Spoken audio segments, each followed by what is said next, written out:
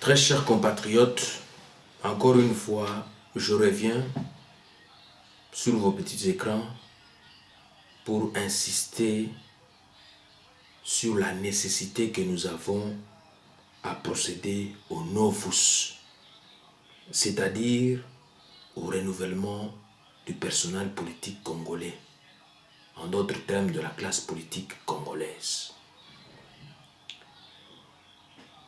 Je souhaite un assainissement continu de la classe politique congolaise tout en assurant son renouvellement continu. En effet, depuis belle lurette, le changement tarde d'arriver en République démocratique du Congo pour cause de retard voulu et entretenu par certains individus ou groupes d'individus qui ne veulent pas voir une nouvelle classe politique prendre la relève de la gouverne du Congo, du pays donc, en vue d'apporter un changement voulu en temps voulu. Généralement parlant, nous avons 5 types de composantes en politique active, à savoir la composante légitimement élue siégeant au pouvoir, à l'exécutif ainsi qu'à la gouverne du pays, dite le gouvernement. Il y a de 2 la composante dite l'opposition. 3, la composante appelée la société civile. 4, la composante dite aussi la communauté des ressortissants congolais vivant à l'étranger, communément appelée la diaspora congolaise que nous représentons. Et enfin, la composante dite également la communauté internationale. À l'ère même d'une alternance politique salutaire voulue par tous en République démocratique du Congo, il ne sera plus question que chacune ou chacun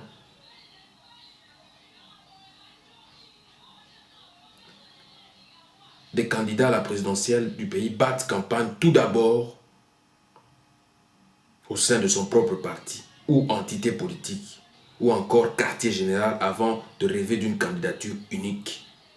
Donc il sera plus question que chacune et chacun des membres puisse aller dans ce QG, dans ce parti politique, débattre campagne là-bas avant de rêver d'une candidature unique de l'opposition.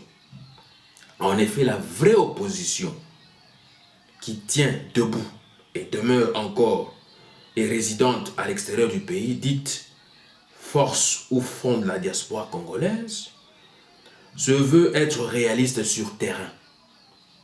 Nous devons nous assurer et assumer de la continuité du renouvellement de la classe politique congolaise actuellement en vue d'apporter un vrai et réel changement au pays d'origine qui est la République démocratique du Congo.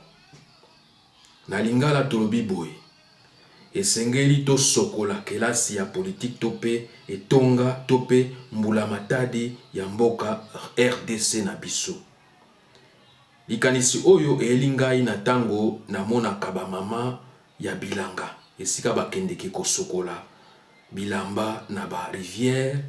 Na tango bakendeki kotoka ba mai pona koya na mona bandaku pona komela na kosokola na kosala misala ebele na ndako. Donc esengeli na biso to sokola kelasi politique tope bakambi ya mbula matadi soki tolingi lobi kuna tozala na mikakatano lisusu ya ndenge na ndenge te.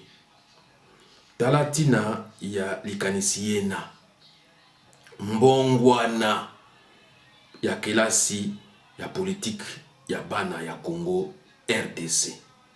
Donc, assurer et assumer le renouvellement de la classe politique congolaise équivaut à dire que toute Congolaise, tout Congolais a droit à ceux qui dirigent aujourd'hui ou demain le pays ou la nation congolaise lui lègue un futur radieux, fructueux pour les générations futures qui doit être compris ici comme un principe humanitaire ainsi qu'élémentaire parce que l'aspect ou l'enjeu c'est quoi? Ce que règne sur le plan social et sur le plan sécuritaire ainsi qu'international un ordre tel que les droits et libertés fondamentaux soient respectés car reprendre son destiné et son autonomie en main propre requiert ou rêver le début de la souveraineté humaine en toute indépendance. Comprenez ici, en référence à la Bible dans Romains 12, 2, ne vous conformez pas au siècle présent, mais soyez transformés par le renouvellement de l'intelligence afin que vous discerniez quelle est la volonté de Dieu, ce qui est bon, agréable et parfait.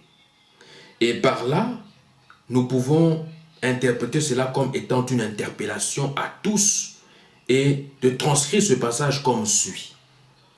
Nous, en tant que leaders, patriotes, compatriotes, citoyens congolais de tous bords, de ne pas nous conformer au siècle présent, mais que nous soyons transformés par le renouvellement de la classe politique congolaise afin que nous puissions discerner quelle est la volonté du peuple congolais, souverain primaire, de qui émane tout pouvoir, tout impérium, dit aussi peuple Mokonzi.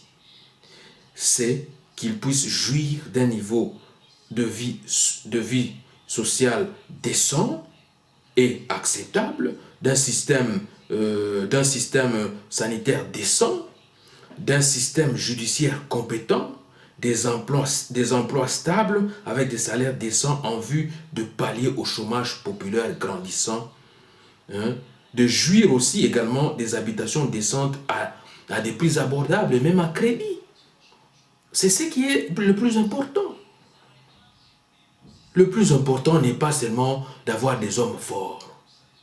Le plus important, c'est que nous puissions avoir des institutions fortes et que ces institutions-là puissent fonctionner de manière indépendante. Que ces institutions ne puissent pas faire l'affaire d'une personne ou d'un individu ou d'un groupe d'individus. Non. Les institutions qui sont là, la justice. Tout cela doit servir au peuple. Cela ne doit pas être pris en otage par un individu ou groupe d'individus pour torpiller la population ou le peuple. Mais non, c'est ce que le peuple congolais veut. Voilà pourquoi tous ceux qui sont là, tous ceux qui ont travaillé depuis belle lurette pendant 32 ans avec l'ancien chef d'État Mobutu, ils veulent encore revenir encore une fois au pouvoir. Mais non. Et les jeunes qui sont là, quand est-ce qu'ils auront l'opportunité aussi d'avoir l'expérience, de pouvoir apporter aussi leur expertise au pays? Voilà pourquoi moi je plaide pour le renouvellement de la classe politique congolaise. Pour que les choses avancent et aillent de l'avant dans un Congo nouveau, il faut qu'il y ait un vent nouveau avec des jeunes cadres, des jeunes leaders, pour que le pays puisse se développer, le pays puisse développer ses infrastructures, parce que la population doit réellement jouir de ses droits. Voilà pourquoi j'insiste aujourd'hui sur le renouvellement de la classe politique qui doit être compris ici comme une nécessité politique pour que les choses changent au Congo. Voilà pourquoi le peu de messages que j'avais aujourd'hui à passer à travers vous, mes compatriotes. C'est que nous devons en tout cas nous efforcer de travailler afin que le renouvellement de la classe politique puisse être une chose palpable dans notre pays. Pas seulement dans notre pays, mais aussi à travers la diaspora. Nous devons former les jeunes cadres, les jeunes leaders qui prendront la relève et la gouverne du Congo de demain. Moi, j'ai mis un tel déjà, je suis en train de travailler, je suis en train de former des jeunes cadres de demain, des jeunes leaders de demain, même si je n'ai pas encore eu l'opportunité ni briguer n'importe quel mandat, que ce soit dans le gouvernorat, que ce soit au travers des ministères ou quoi, mais je sais que le moment opportun viendra pour que je puisse donner ma position concernant l'alternance politique en République démocratique du Congo. Je vous remercie beaucoup.